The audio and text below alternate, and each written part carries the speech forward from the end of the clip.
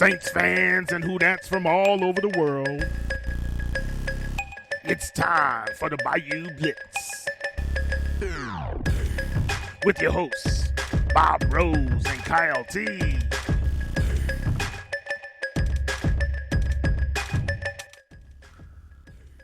Happy Wednesday, New Orleans Saints fans, fans of the NFL, and especially fans of the Bayou Blitz podcast. We would like to thank you for having us into your homes and over your airwaves again on a Wednesday night in our pre-game festivities for the New Orleans Saints preseason home opener, which is, of course, this Friday night at home against the Minnesota Vikings, the Purple People Eaters. I am Bob Rose. I am your depressed from being back on vacation, off of vacation host, along with my good friend and partner in crime, Mr. Kyle Mosley. How are you tonight, Kyle? I'm doing well, Bob. How you doing, man? I hope you feel better. I know you have vacation withdrawals. I sure do. I sure do. Today was actually my first day back at my other job, and for those of you that followed me, I made a ridiculous post about the first time in, I don't know, I think 11 days that I was wearing pants, long pants, you perverts, or shoes. But you know what? I think I'll live. Hey, look, man, no judgment. You could have had one of those special, you and Lauren could have had one of those special vacations that we don't know about, so, and don't want to know about.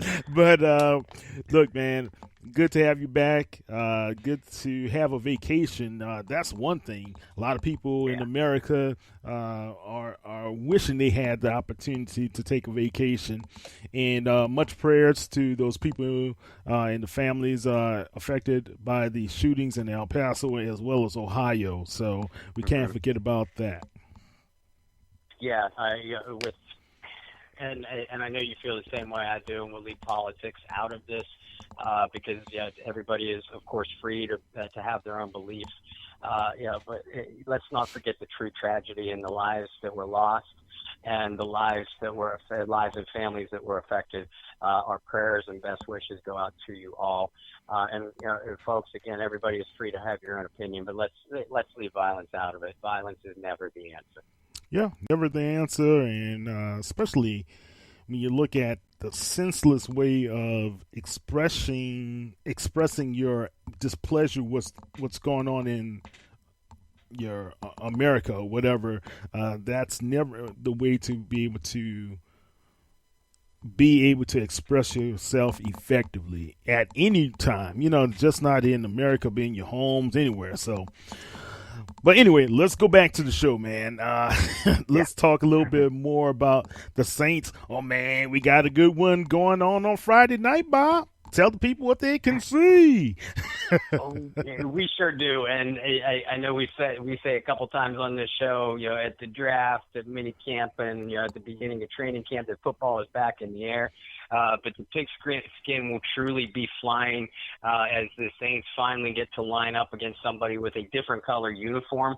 And in a little bit, we're going to have former Saints great tight end Irv Smith back on with us. To give us a little bit of insight, not only into his playing days, but for those that don't follow, Irv's son, Irv Jr., is a highly regarded second-round pick of the Minnesota Vikings. Plays the same tight end as his father, same position tight end as his father did, and I know Irv has been up to Vikings camp quite a bit. I think he visited Saints camp too, if I followed his tweets correctly. But we're excited to have him on. But most of all, and I know everybody out there feels the same way, we're excited to see our team get back on the field. Nobody likes to say that. Okay, very few people like to see summer end. But Kyle, this is my favorite time of year. The weather is still warm and football is back on the field. It's like the perfect storm. Yeah, perfect storm.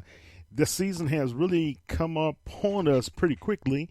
And I was just talking to an avid fan earlier today, and they're like, man, I just couldn't believe the season is here. I say, yeah, it's here. Guys ready to put on the pads, really to be able to showcase their talents. Let's get ready to be able to watch, get the popcorn, get everything else, get the brews ready, because Friday night is going to be a good one. Yeah, for sure. And obviously, early in the preseason, we shouldn't expect to see our stars like Drew Brees, Michael Thomas, Alvin Kamara, Cam Jordan. You guys all know the names. We should expect to see very little of them, if any at all. But there's still a lot to pay attention to in this game. There's still a lot of position battles to be had. Game plans are going to be very vanilla on both sides. But it's a good measuring stick because the Vikings, even though they didn't make the playoffs last year, they still have one of the better rosters in the NFL, and they're going to line up against the Saints, who, if they don't have the best roster in the NFL, they certainly have to be considered in the top 2 or 3. So it's a good early measuring stick, especially when you see the top 2 units on the field, as we're going to see throughout the first quarter. Yeah, and also to kind of channel in on some of the young talent that are out there. You have the young man Emmanuel Butler, who made it back to practice, and I'm kind of interested to see how well he fares out. But of course, you're going to have some of the battles there. Tre'Quan Smith, we want to see how he fares his second season, and you have that young, talented defensive core that we really want to see how Marcus Davenport is going to perform. We want to see how the young kid out of Rutgers, Saquon Hampton, who's been a camp star at safety, see how he is going to perform, as well as the law firm Chauncey Gardner-Johnson. So it's going to be cool to see what is going to happen with this young talent. And, always there's going to be those few guys that we never really had penciled in be able to make this squad. Who will that person be? At training camp, Bob, they may not be spectacular, but once those pads get on and the lights are glaring, they really showcase their talents for the public and immediately become fans. I guess they're dark horses that they love to root for. Yeah, and not only that, but on the other side of the spectrum, there are the so-called camp darlings, the practice performers that catch people's attention and become fan favorites and dark horses. But when that first official whistle goes off in the preseason action, they kind of wilt under the lights. So I'm interested to see both sides of that spectrum. And hey, listen. Look at the 2 areas where this New Orleans Saints team struggled last year. It was in the secondary against the downfield passing game on defense, and on offense it was depth and a well-rounded receiving corps. And this Vikings roster will test both of those things. They have one of the better defensive secondaries in the league, and on offense, Minnesota has a wonderful core of wide receivers. And Thielen and Diggs, both of those names bring up nightmares to Saints fans, I realize, but also 2 terrific tight ends, the rookie Irv Smith that we already mentioned, but Kyle Rudolph as well. So that's going to test the Saints secondary, and I'm really anxious to see how Saquon Hampton and Chauncey Gardner-Johnson especially perform against those fine talents. Yeah.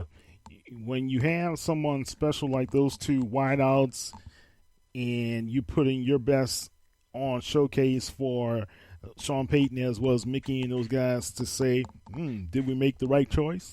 Did we use up a draft pick, or we could have gone elsewhere? It's always good to just see young guys really come in and shine brightly. But, I'm going to tell you this, man. For me, I'm more interested to see how the defensive line as well as the offensive line for the Saints hold up against the Vikings. And I don't think any of those guys are going to be taking any time off, So can we see our next center in Eric McCoy, right? Are we going to see the flashes from Malcolm Brown if he goes out there and plays? That's what I'm interested to see, because I know Amniata, he came back from a couple days off as well. But I want to really see the newcomers and how they're going to gel well with those offensive and defensive line personnel that we do have. And you already mentioned Eric McCoy. The center position is still at least officially up for grabs. I suppose you could make an official case for 4 men being in that mix, with McCoy being the favorite, being a second-round draft choice that they traded up for. But the Saints also signed Nick Easton, who happens to be a former Viking, and already had Will Clapp and Cameron Tom in the fold. Now, you expect that McCoy will probably win that job, again, given his draft pedigree. But I mentioned the Vikings secondary a moment ago, but that Vikings defense from front to back is one of the better ones in the NFC, if not NFL. And they can really put the pressure on the passer. So I'll be interested to see how McCoy and anybody else, and McCoy, Easton, and the rest of those offensive linemen do hold up. I would be surprised to see Breeze get any action at all. But a Sean Payton offensive system is still a Sean Payton offensive system. He's not going to drastically change it just because Breeze may be sitting out the game. So you want to be able to have your offensive linemen protect the quarterback because the ability to run an offensive game plan, no matter how vanilla or how intricate it might be, it starts with protecting your guys in the backfield. It does. Protecting the guys, protecting especially because Bridgewater is going to play a good bit of the game. I think they waived J.T. Barrett, so it's only Bridgewater as well as Taysom Hill. So the battle for number 2 is there. I'm pretty sure that everybody believes Bridgewater is going to win that number 2 slot, especially after paying him that 1 year, $7 million contract. But you know what's interesting, man? The Saints have around 4 or 5 guys that are from the Vikings squad. We have Murray, we have Easton, like you said, we have Bridgewater, and we have Sherrills, So, and that's one thing I remember Coach Gailey would always say special teams must be special. So Marcus Sherrills was brought in after playing for the Vikings, and he was a dynamic return guy. I'd like to see how our return game is going to line up as well, man, and that's going to be really something for us to see, because I know if we can get an extra 7-8 yards here or there, that can really put some pressure and take some pressure off our offense and put more pressure on the opposing team's defenses. Oh, no question about it. And that is one thing that you really don't get to see the way training camps are geared nowadays in recent seasons. We've kind of wondered out loud, not only on this show, but I've heard other shows talk about it too. The New Orleans Saints kick return game and punt return game in particular has been borderline abysmal in recent seasons. To put it mildly, right? Right. That's the most allowable word I can use on air. But that's not something that you can really see during training camp drills, because you don't expect a lot of contact. And not only do you want to see a punt returner and or a kick returner step forward, especially if it is someone like Marcus Sherrills, who they brought in specifically for this purpose, like you pointed out. But as you know, Kyle, a lot of roster spots are won and lost by a player's performance on special teams in general. Yeah, definitely. I remember, if you look at Gleason, he made it for special teams. Beagle, as recent last year, he made it because of his special teams efforts. Craig Robertson has always been an important part of the special teams. But the one thing people kind of take for granted is if you are a rookie, especially if you're undrafted, or if you are kind of borderline with a 6th, 7th round type of pick, you want to be able to make an impression. So you have that young guy like Caden Ellis. Will he be one of those guys on special teams that can be able to make an impression?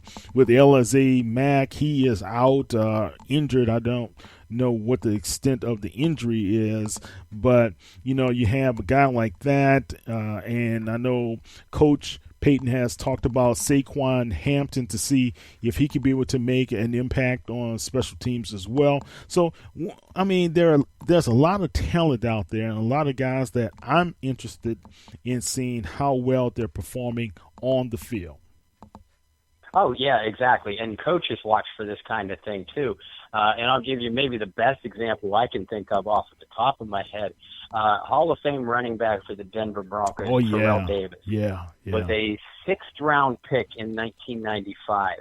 And the Broncos at that time, it was Mike Shanahan's first year as head coach. And there was a lot of competition at the running back spot.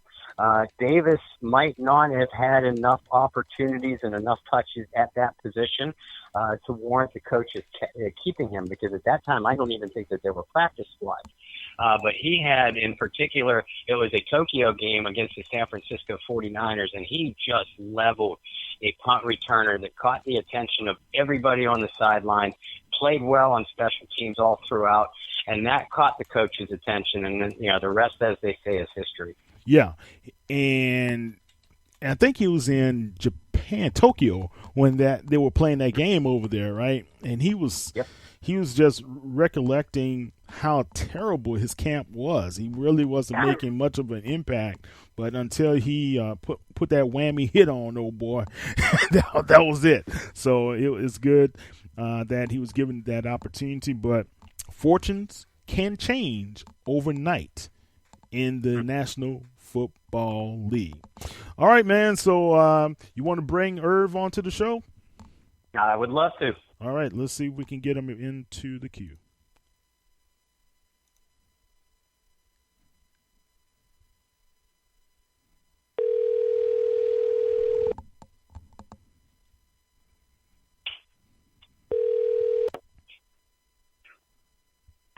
Hello. Hey, Irv. Yes, sir. Hey, this is Kyle and Bob. How are you? I'm doing well, gentlemen. How you guys doing? Doing good. Bob, can you hear Irv? I can. How are you tonight, Irv? I'm doing well, my friend. I'm here in the Big Easy. Everything is well. Excellent. I got me some food from Demies and got me some crabs, and man, I couldn't be happier. Yeah, life is good then. Life is great. That's right. Irv, your ears might have been burning a few minutes ago. We were talking about, both you and your son, Irv Jr. You spent some time up in Vikings camp with Irv, have you not?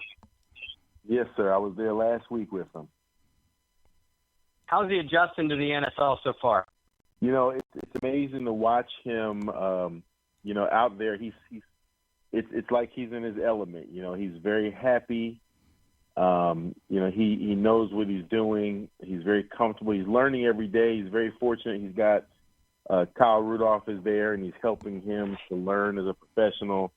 But having been battle tested at Alabama, I think that he's able to make that transition. And of course, he's going to have to get game ready and learn to be a pro. But I see him taking everything in stride real well so far. Good. I mean, we watched him a lot at Alabama. He certainly has the kind of demeanor where it doesn't seem like he would be overwhelmed by the big stage. Well, that's one of the good things about playing at a primetime university like Alabama is that, I told him the other day it was crazy.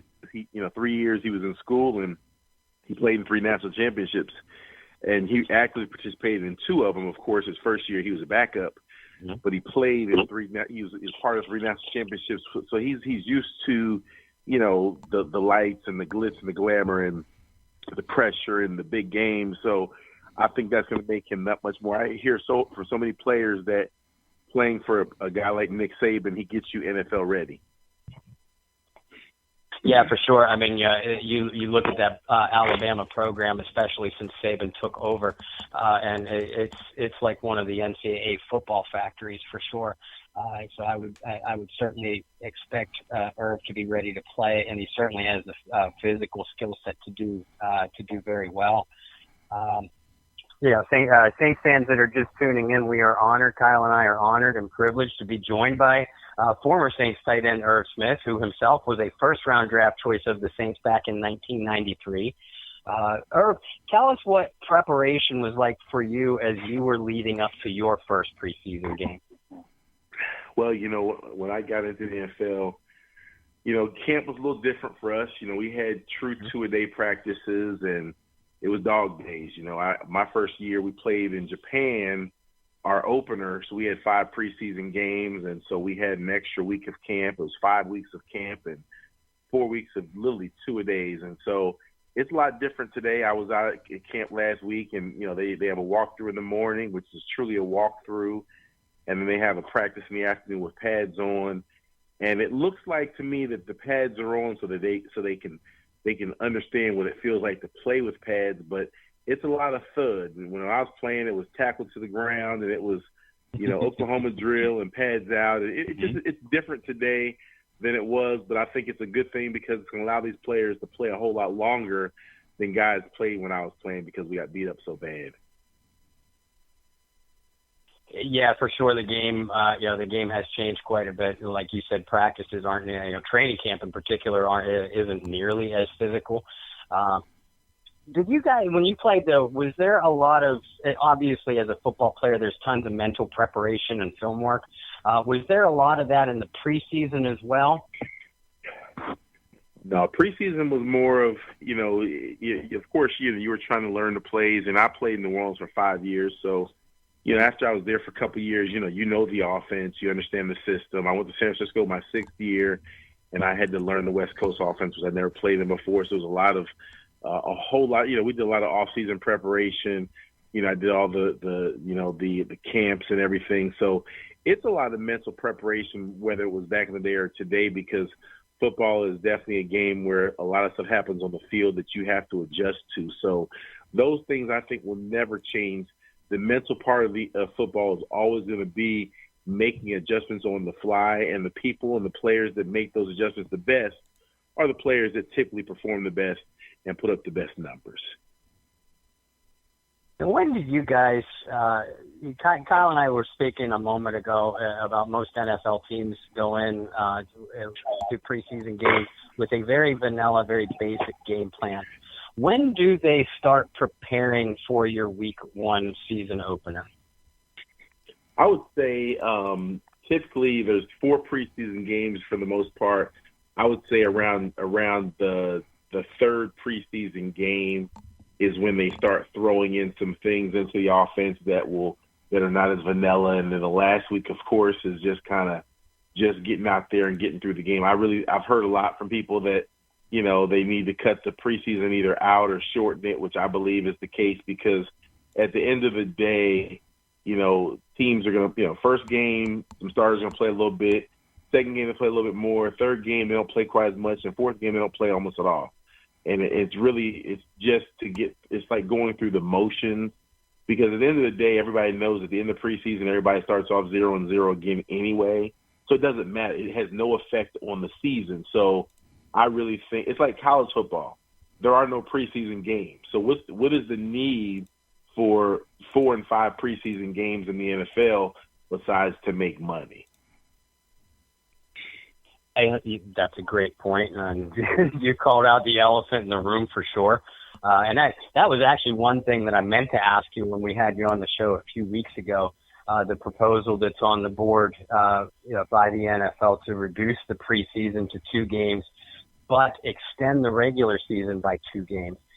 You just kind of gave us your insight on how you feel about the shortening the preseason. How do you feel about lengthening the regular season?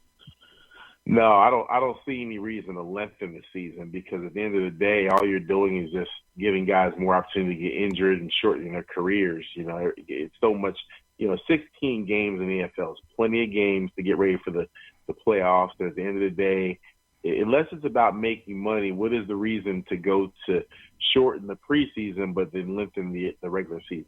16 games is plenty enough. The schedule gives you opportunity to play your conference teams twice and some out-of-conference teams, and there's nothing. And then they also said that of the 18 games, players can only play in 16 of them. Once again, makes no sense. Then you have 2 games where you have a bunch of guys playing that should be playing. Once again, this is the NFL. You're not trying to water down the games. You're trying to give the fans the best 16 games and then playoffs that they can. And to say that your better players, the players can only play in 16 of them, but then you're adding 2 more games to the season. Once again, unless your only goal is to make money, what is the purpose of adding 2 games to the season? Yeah. Well, Irv, that's the hypocrisy of it all, right? We we hear from the NFL we're focused on the player safety. We hear the NFL really wants the players to be healthy as possible. We want the fans to have a great experience. How can you have a great experience when you don't have the possibly the starting 11 on both sides on the team at all times? You know, what are the coaches going to do? Juggle for 2 games who goes in, who goes out? And you won't give any more players to that 3-man roster. It just doesn't make any sense, man.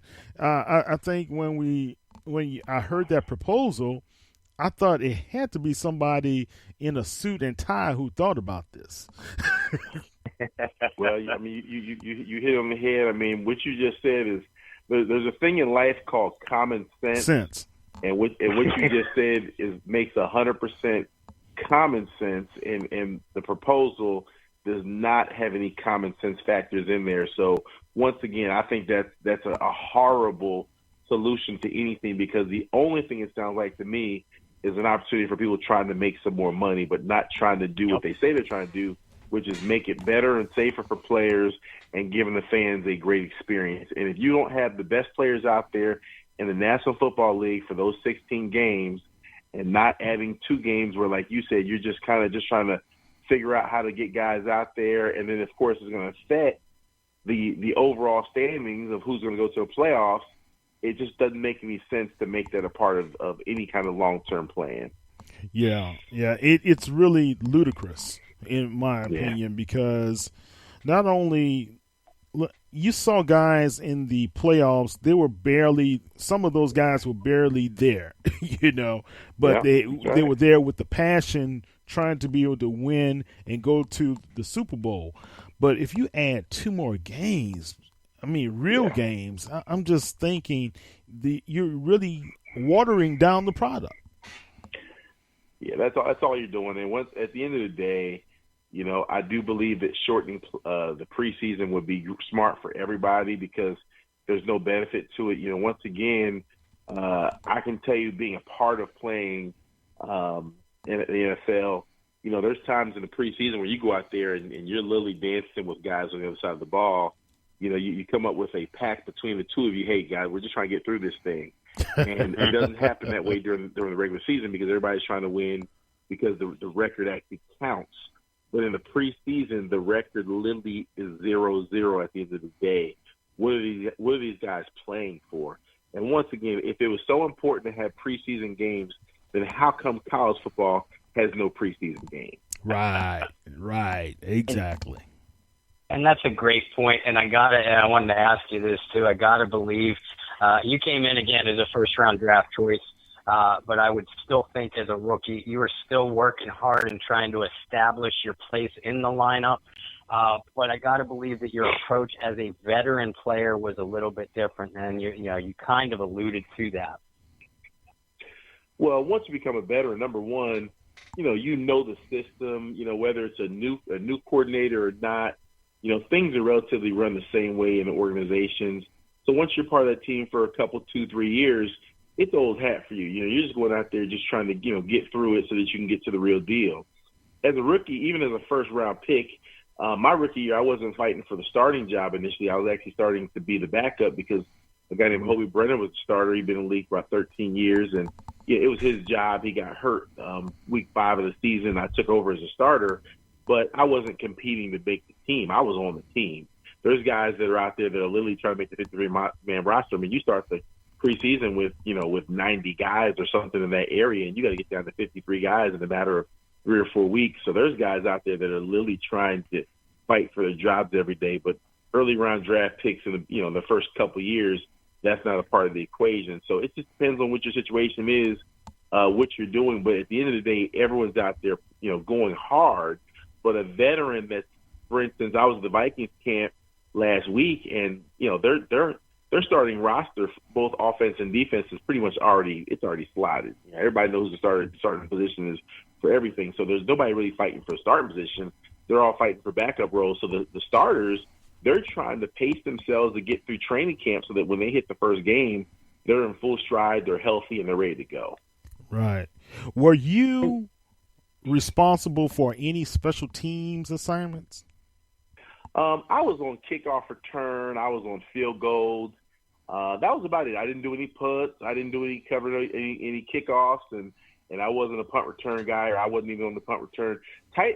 Every position has their strengths and weaknesses when it comes to special teams. So, for instance, you're not going to find very many offensive linemen on any special team, but you're always going to find tight ends on kickoff return. We always play the ends. We always play the wings. Tight ends will cover every so often. They'll cover a couple kicks, but not a whole lot. And we're typically the wings on field goals. And that's about it. You're going to find your receivers and DBs. They're the guys that are typically, covering kickoffs, linebackers, guys that are used to tackling. So every specific position typically kind of caters to the kind of athlete that will be on certain special teams. And tight ends, we kind of have our role on kickoff return, field goals, and every once in a while we might cover a couple kicks. I don't remember covering a kick in my entire NFL career one time because that just wasn't a role that I was part of. Now, I know you've talked to your son Irv quite a bit. Have the Vikings coaches given him much insight into how much playing time he's going to get on Friday night yet, or if they have a specific plan in mind for him? I did ask him that. I told him what I was guessing, and he doesn't have a clue. I said, you'll probably play through the third quarter. You'll definitely play the whole first half. You'll play a little bit of the second quarter, and you'll play the first two quarters, I would say pretty much majority, and they'll probably play a little bit in the third quarter. And after that, he'll probably be done for the day, mostly because they have to give everybody the opportunity to make some plays. And the starters, the first, second team will probably play the first game. They'll probably play the first half, and then younger guys that are competing for early roles will play a little bit into the third quarter, and then the rest of the third quarter and the fourth quarter will probably typically be for guys that are really trying to make the team. Dan, you mentioned that the Vikings have a pretty established starting unit on both sides of the ball, but they did make a change at offensive coordinator. Their offensive coordinator, offensive advisor, I guess, is his official title, is Gary Kubiak. And I know you're a little bit familiar with the Kubiak system. He has been a successful offensive coordinator for years. And his system, among other things, it predicates on using a movement and athletic tight end, which plays right into your son's wheelhouse, by the way. And you yourself played in that system, the remnants in that Shanahan-Kubiak system. They were already gone by the time you got to San Francisco in '98, but the system was still in place. How well do you think Irv is going to fit into this system?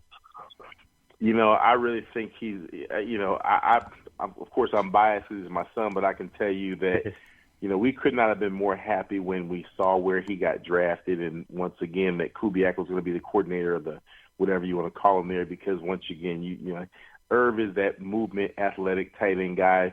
It's kind of weird that when he started playing tight end, when he was in high school, he was used as a movement guy. He wasn't the guy that put his hand on the ground and came out of three-point stance. He was the guy that was in motion and off the ball and split out and slot and all those types of things. So when he went to Alabama, it was just natural and normal for him, and that's what he did as well. And then, of course, he gets drafted by the Vikings, and they have Kyle Rudolph, who's a stud, and they can add Irv there to where, once again, his strengths are moving and going in the slot and going in motion. So it's just amazing when God has a plan for you that you just have to line up and do it. And being there, I couldn't think of a better system for him to start off with and to be able to adjust to and hopefully be there for a long time. Yeah, I can certainly see it, and I think I told you when we've just talked about it before.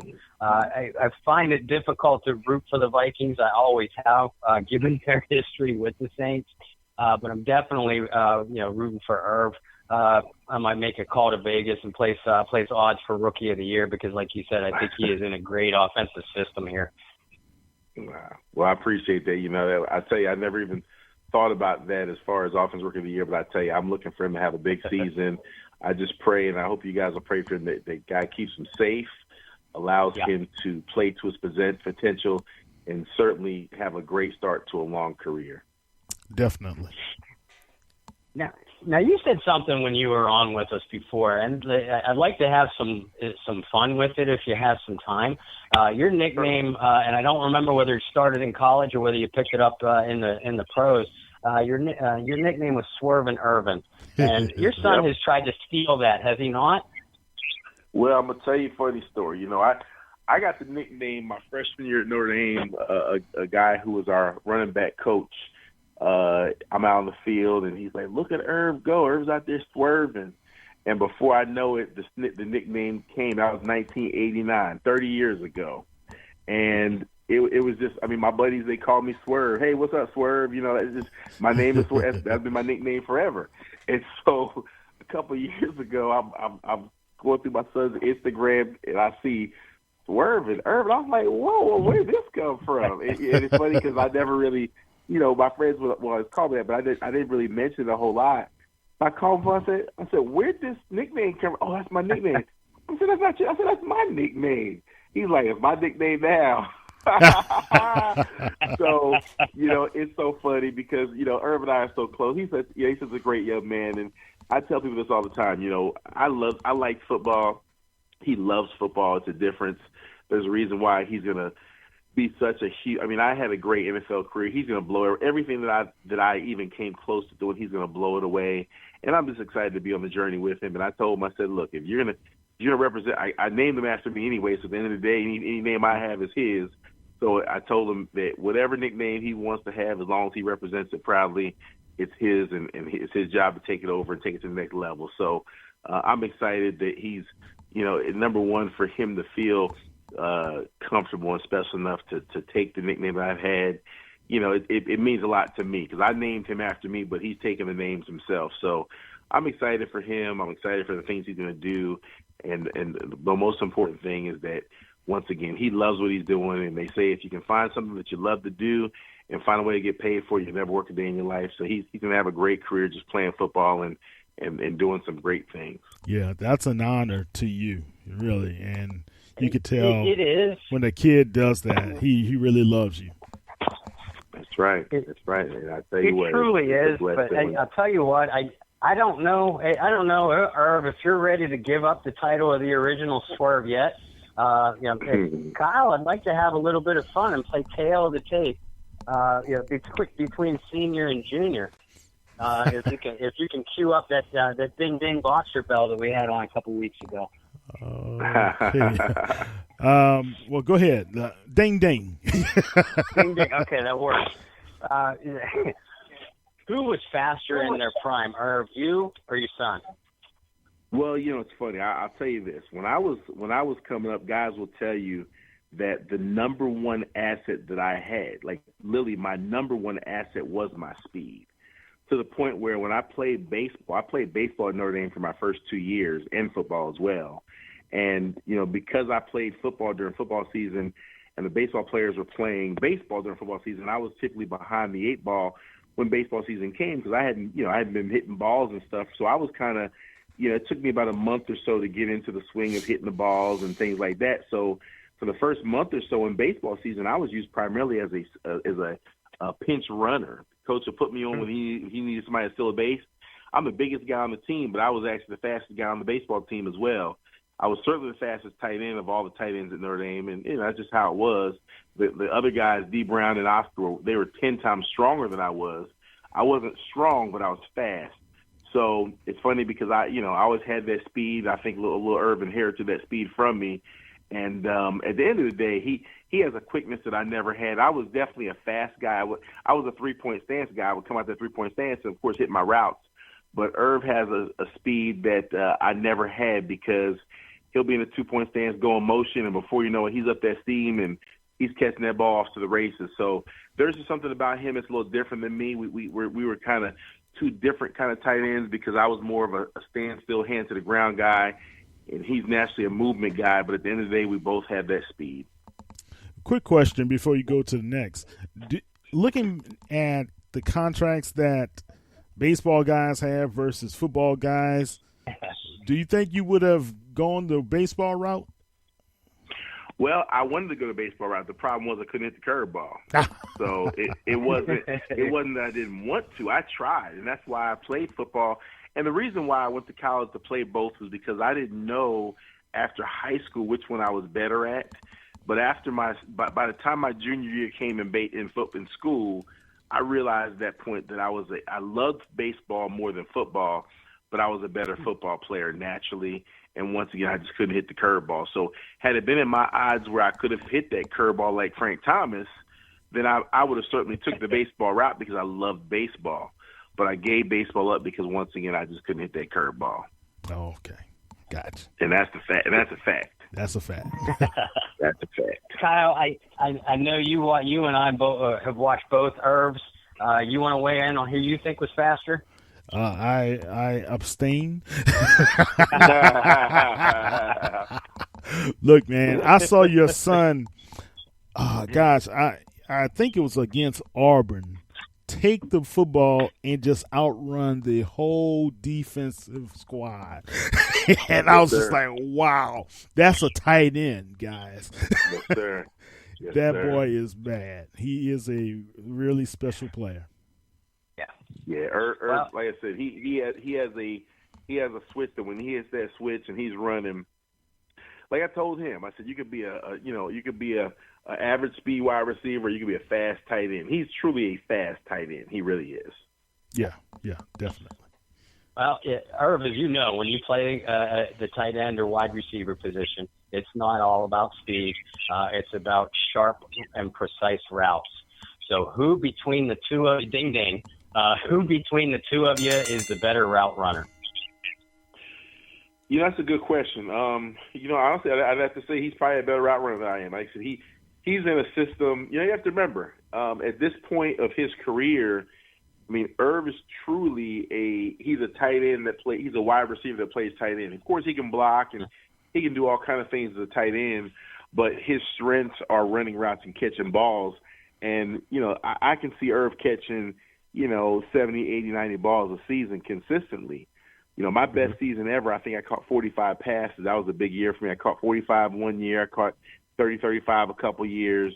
And those were seasons where, I mean, literally I was sharing balls with, Jerry Rice and Terrell Owens and J.J. Stokes and Garrison Hurst and Steve Young. I mean, it was a stretch to get those balls because there were so many players that they had to get the ball in those guys' hands, and I was just one of those guys. So he's in a situation where, like, even in Minnesota, I mean, they're saying that they brought him there for a reason to help that offense get to the next level. They've got some great players. Of course, they've got two wide receivers that are probably two of the best guys in the NFL, and the tight end that's been the Pro Bowl. As a matter of fact, MVP of the Pro Bowl. You know what I'm saying? So they've got some serious weapons, and they just brought him in to add to those weapons. And I think if you're a good enough player where they can even consider bringing you in to help those kind of guys that they already have that are great, they must think pretty highly of you. Couldn't agree more. Kyle, you want to weigh in on this one? Who of the two Irvs is the better? Was the better route runner? Well, we're coming from two different eras as well, right? Very true. That's right. And I think the way Nick Saban and those offensive coordinators that Irv Jr. were under, they had better schemes. And you can correct me if I'm wrong, Irv, versus when you were at Notre Dame, right? So I just think he's more polished right now in his career, but I think, the way you played the game throughout your career, you still did a heck of a job. Well, I think you hit on the head. It's a different era. Yeah. At tight ends, when I was playing, we were basically an extension of the tackle, and a guy that, of course, can go out and run and catch balls. Today, tight ends are receivers. I've looked at some.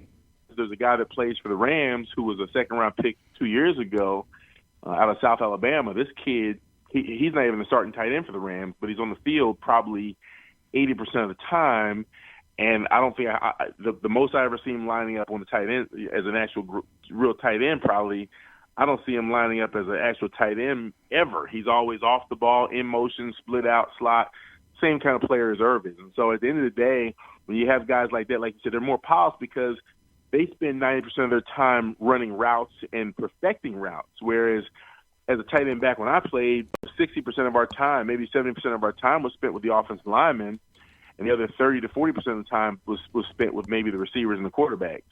So it's just a different era in football because if you look around the league and look at the teams that are successful, most of them have a guy or a couple guys as a tight end that they really are a receiving tight end specifically versus a guy that put his hand on the line and have him blocking, going up against people like Reggie White and stuff like that, which I had to go up against.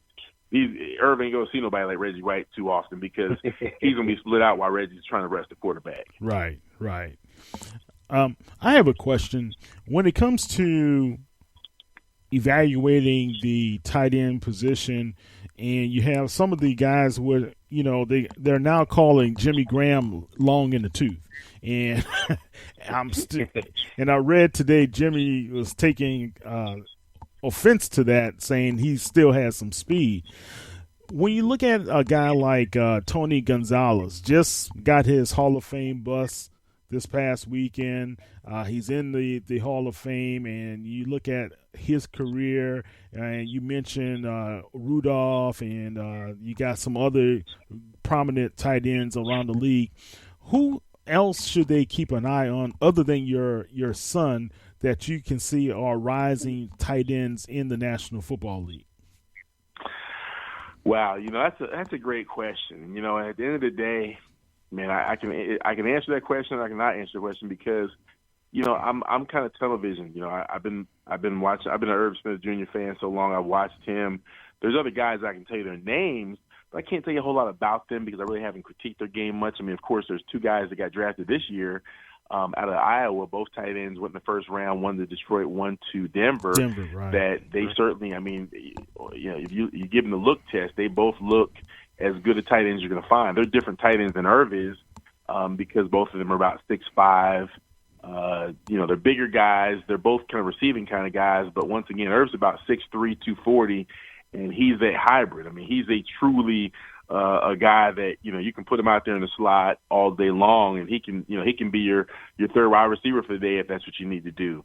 So at the end of the day, I can't give you a whole lot of guidance on other guys because I don't watch them a whole lot. I can tell you a lot about Irv Smith Jr., number 84 for the Minnesota Vikings, but I can't tell you a whole lot about these other guys. I just know that there's going to be some other guys out there doing their thing as well because there's a lot of great players in the NFL. And at the end of the day, the most important thing to me is how well Irv Jr. can do to help the Minnesota Vikings get to that Super Bowl and win that ring this year. Okay, well, hold up off that this year stuff.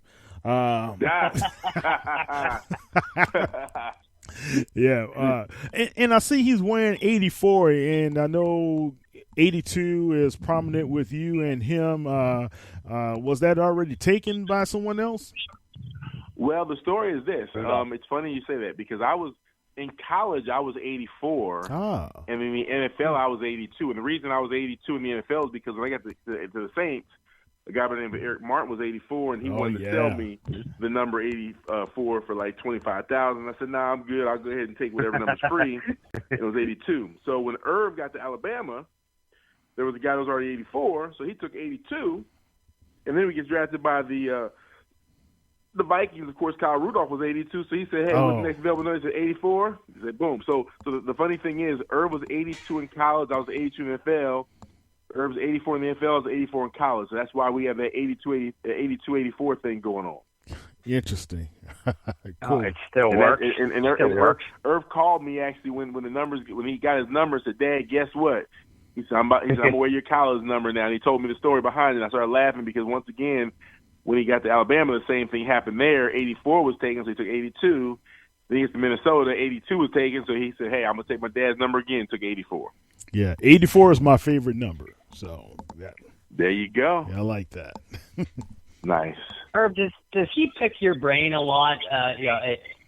From your experiences as an NFL player, or are you guys just kind of enjoying the ride together? We just enjoy the ride together. Every once in a while, we'll talk about something in practice, and I'll kind of throw out some advice, and he knows the advice is warranted because I've been where he's been. And I don't give. It's funny when you give a person advice all the time, they kind of they shut it off. But when you give them advice every once in a while, they kind of. It's like being a parent. If you tell your kid what to do all the time, they're not gonna listen to you. But if every once in a while they have something they need and you're there for them, they'll listen to you. That's what I do. Is I don't throw advice. I remember a couple of years ago when he was in Alabama, I had some coaches came up to me that were his coaches, and they asked me, "Hey, Mr. Smith, we want to coach your son a certain way, and just calling to get permission from you." And I said, "Look, University of Alabama pays you a lot of money to help my son be the best player he can be." I said, "That's your job." I said, "Whatever you need to do to make him the best player you can be, that's what I want you to do." And they thank me for that because a lot of times they think that I'm going to be there trying to butt my nose in things. I'm a fan. I'm a parent. I am not a coach. I've been there, done that. I'll give him advice, but when he goes to a school like Alabama, I expect him to have the best coaches around, regardless of whether I play in the NFL or not. So I've been very fortunate that he's had some very good coaches that have figured out ways of motivating him, coaching him, because it's not just about the X's and O's. Being a great football player has nothing to do with somebody telling you how to get in your stance and start and run a route. It comes down to how they prepare you to be a great football player. And as parents, we know that most of our kids tune us out, especially when they're teenagers, Yes. 17, 18, 19, 20. So I'm no different. My son's going to tune me out whether I play in the NFL or not. So my whole objective was to find coaches that were good that could help my son get to that next level. And we've been very fortunate. The coaches have been very good and persistent. They've done a great job. And I'm just so blessed that whoever, they say it takes a village to raise a child. Well, it takes a village to raise an NFL player. And so I've been very blessed to have other great coaches and people around my son to help him get to this next level. Good. I'll tell you, if I ever had the opportunity to talk to both you and your son at the same time, I would want to know this. Who is the more terrifying coach, Lou Holtz or Nick Saban? Well, I think he and I would fight over that one because I can tell you Lou Holtz wasn't no joke. Coach Holtz wasn't no joke. I'm sure Irv would say Nick Saban, and I'm gonna tell you Lou Holtz all day long, man. Lou, we'll fight you over Lou. But I tell you one thing about Lou is he knew how to get every drop, every morsel, every piece of anything out of a player to help them reach their biggest and best goals. And that's the thing that was so great about Coach Holtz is that he knew that everybody that went to Notre Dame had goals and dreams of being the best. I mean, when I went to Notre Dame, every year, guaranteed, we had the number one recruiting class. We had, out of 25 guys, 23 of them were the player of the year from where they came from, the number one quarterback, the number this. I mean, my freshman year, we had Rick Meyer and Jake Kelchner, and they were both the number one and number two quarterbacks in the country. I mean, how many schools you can get the number one and number two quarterback to come to school the same year? They both can't start. You know what I'm saying? Yeah. And so we had so much talent there, but Lou was able to get the best, the most, everything he can get out of every player, the most talent that you had in you, and that was what I think was the best about him. Oh, no question. And you talked before, and you've certainly given Coach Saban credit where credit is due. But you played for a football factory yourself under Coach Holtz at Notre Dame. I think your teams went 10-1, 10-2, 9-3, and 12-1 in the 4 years that you were there. So you guys can definitely fight about the two coaches over there. Yeah. I mean, if the same thing was going on today, we would certainly have played in the college football playoffs every year I was at Notre Dame. We'd have played in that for sure and had a chance to win all that. Just back then, they didn't have that kind of stuff. It was pretty much the writers voted on the number one, number two, whatever, and we kind of got caught in that. Got caught in the crossfires a couple of times, but we always finished in the top 1, 2, 3, or 4 somewhere pretty much every season. On Friday night, how will the family celebrate in the Superdome? Well, the thing you have to remember about, NFL football is the only thing they care about is, winning football games, and they're there for a reason. So, it's going to be Irv's 21st birthday. It's going to be a special night for him. But at the end of the day, the Vikings are coming in to play their first preseason game to get ready for a big season. So, we're not going to have a lot of time because at the end of the day, when the game's over, we're going to have about maybe 30 to 45 minutes and by the buses to say hello, give a couple hugs and stuff like that. and they're going to be back on the bus heading to the airport, heading back to Minnesota to get ready for training camp and keep this thing going. So we're just looking forward to Irv coming in. We'll get a chance to see him for a little bit tomorrow at the hotel for a little bit, and just wish him well, and more importantly, wish that he goes out there and has a very productive first game and shows his teammates and his coaches that he's getting prepared. He's there for a reason. That, to me, that's probably the biggest birthday present he can give to himself, because this is his introduction into the NFL, and it's going to set the tone for a lot of things to come for him in the future. Awesome. Young man, if you are listening, we do wish you a happy birthday, and certainly good luck in what we all think is going to be a very, very productive NFL career. I know your dad wants you to win the Super Bowl this year. I'm with Kyle. I'd like you to wait a couple years if you don't mind. Yeah, he has a lot of time ahead of him, Irv. So we're just going to delay that for a while. I know I like Coach Zimmer, but he can simmer down. So, hey, look, let me ask you this, and this is a personal thing. Did you know Donald Royal, who played basketball for Notre Dame and went on to the NBA? Well, Donald is a New Jersey guy. I don't know. Donald's older than me, of course. Don't know him, but I know a lot about him. Of course, like I say, he's from Jersey as well. No, he's from New Orleans. You are right. I'm sorry. Why am I claiming Jersey? I do remember. Donald was there. Donald was there with Digger in like the early '80s, I believe, wasn't it? Yeah. Right. Yeah. I do remember Donald Royal. I wasn't there with him. Of course, he's a little older than me.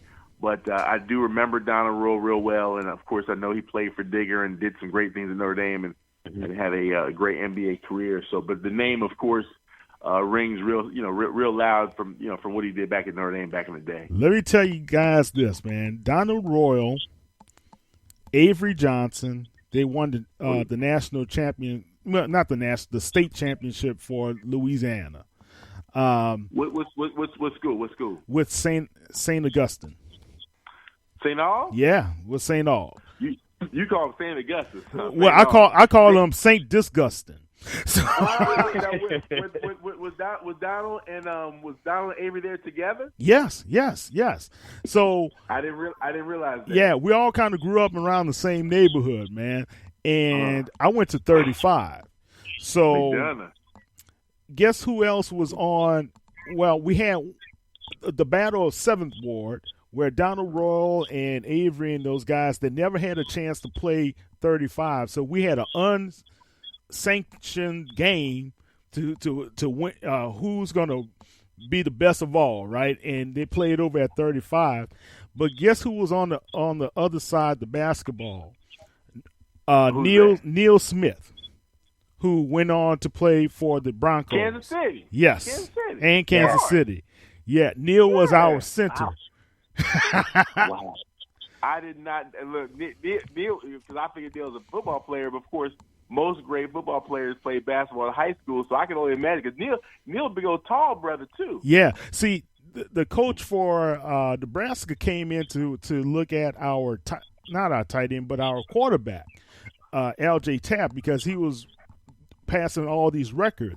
But when they kept on seeing Neil get into the backfield, it was like, who's this defensive end that you guys have? And Neil was really skinny, but he was strong and fast, man. And after that first year he got to Nebraska, whatever they fed him and pumped into him, he became a monster. They say you go to college and come back a little different. He came back different. He said he was different, huh? He's a different guy. But always a good heart, man. That's the one thing about Neil. He if you see him today, he's still, hey, how you doing, man? What's going on? And he'll stop and spend time with you, So, but Neil's a great guy. Awesome. That's awesome. Good stuff. All right. Well, Irv, how can the people follow you, your son? Well, we don't want them to follow your son, but yeah, we do. Well, you can always the best way to find me is on Facebook. I spend more time on Facebook than anything else. I do have an Instagram, big time 8284, that I use typically just to follow my son. Lil Irv's very active on Instagram and Twitter. I don't do Twitter. I do Twitter as well, but the thing I'm on the most probably is Facebook and Twitter as well. But Instagram, I don't post a whole lot. Once again, we got some things going on this next year. We're taking a group of fans and everyone over to Ireland. Notre Dame's playing Navy in a game in Ireland next year. I'm working with a company called Executive Global Travel, and we've got a huge thing we're doing over there with a bunch of former players, and would love for some people to want to go over there and have a little fun with us, do some tourism stuff, and play a little golf. I'm not a great golfer, but I like to go out there and look good on the greens as well.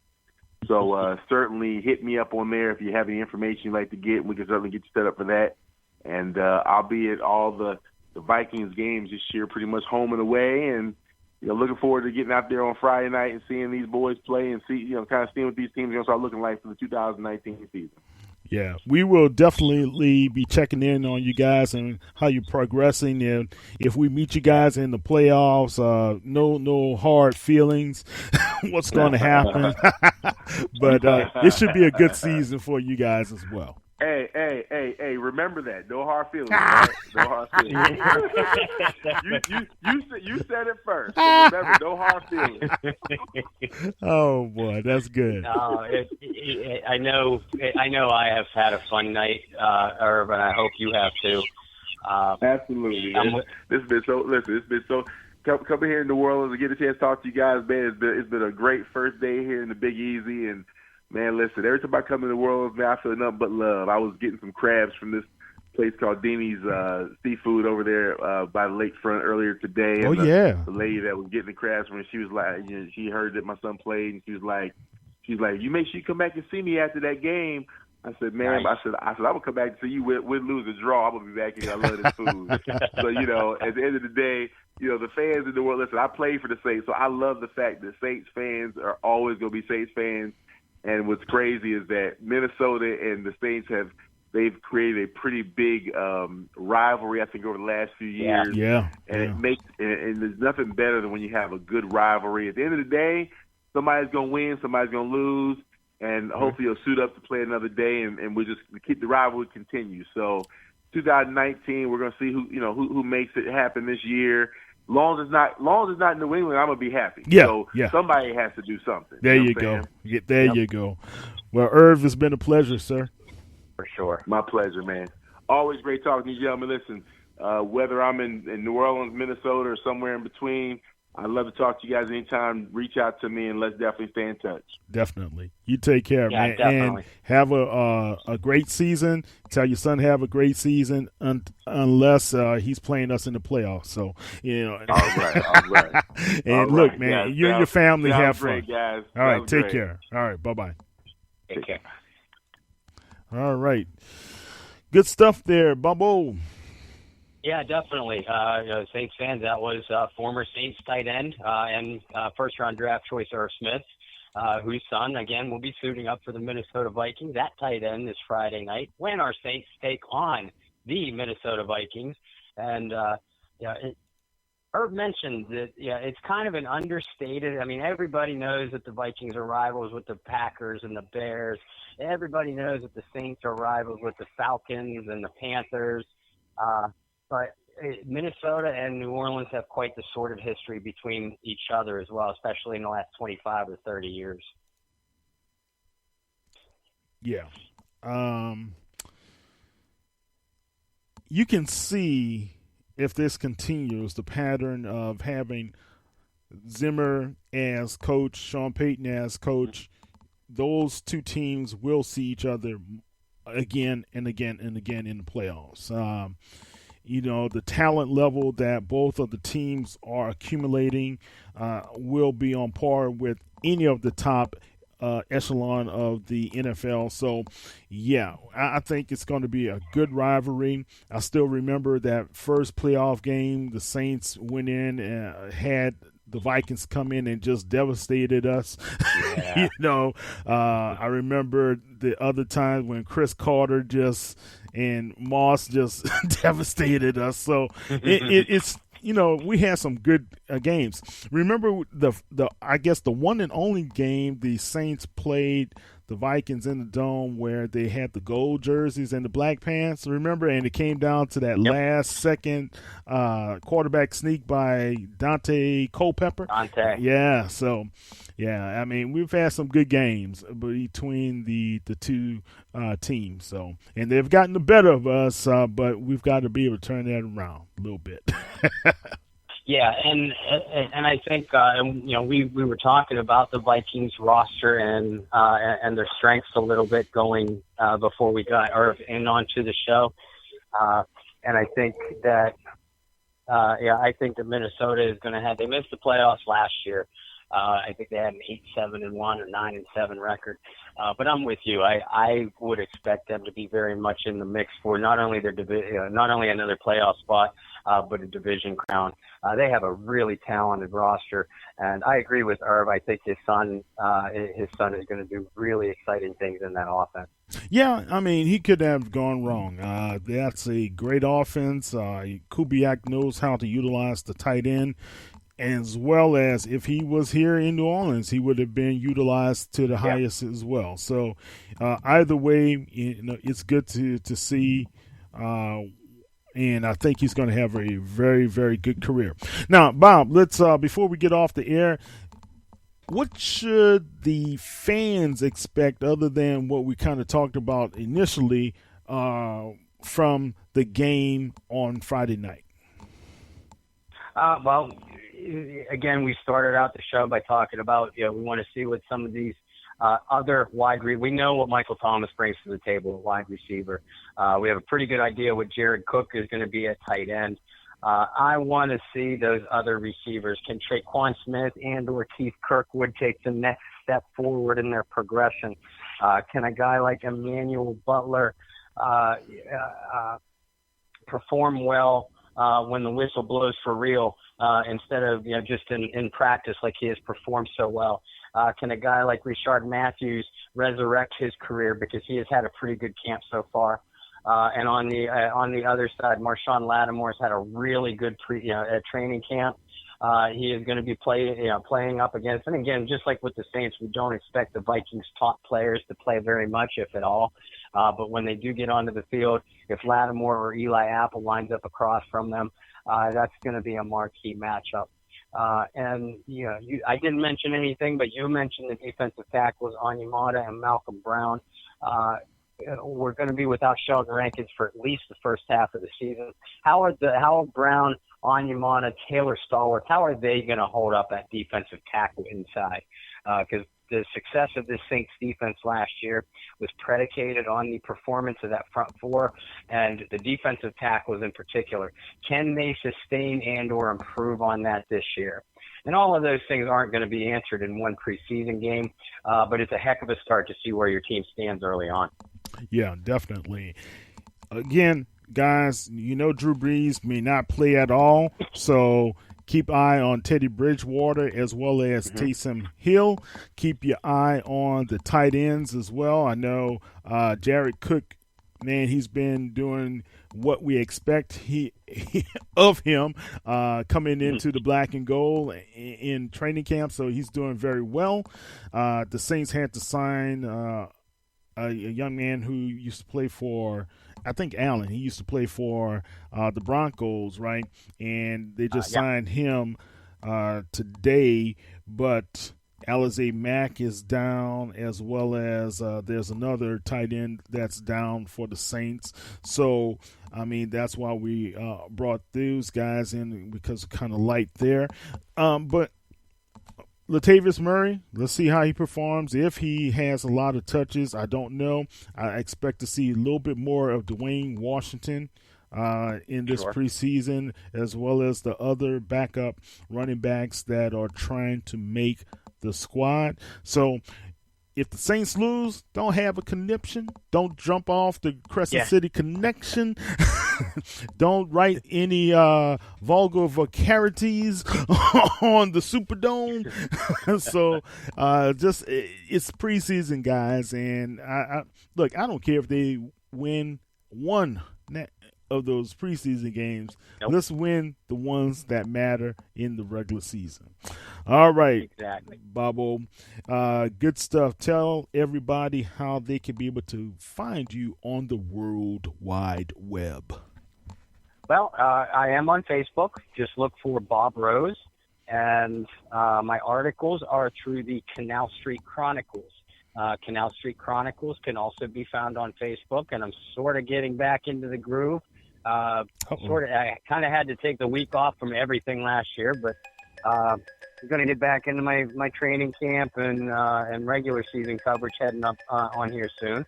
I can be found on Twitter at BobbyR2613. And Canal Street Chronicles can also be found on Twitter at Saints CFC. Our Bayou Blitz show also has its own Facebook page, Facebook group. So just look for Bayou Blitz. And please, if you aren't already a member, please join our family. We have tons of fun in that group. I'd like to think that a lot of good information gets exchanged as well. And everybody has a voice that gets to be heard. Just remember that. The Bayou Blitz also has a recently added Twitter page at Bayou Blitz 412. It's growing, and when I get out of my vacation doldrums here, I'm going to start to post past shows as well as upcoming show previews, much like Kyle and I do on our personal page too. It just gives you another avenue to follow our work here at the show. Yeah, definitely. Engage, Saints fans and who that's for all over the world. This is Kyle T. Mosley. Don't forget, you can also check out Saints News Network at saintsnewsnetwork.com with Barry Hurstis and all of his featured columns. Also, don't forget to connect with us on Facebook, Twitter, as well as Instagram at Saints News. That's right. We are the first and original Saints News program outside of the Who Dat Nation. So check us out. Be with us. It's going to be a great 2019 season. Bob, I'm excited. Fans, I know you guys should be excited and pumped up and ready for the New Orleans Saints to take the field on Friday. Let's have a good one, Who Dats. All right, guys. Take care. See you next week. All right, Who Dat, baby. Take care. Bye. Who Dat.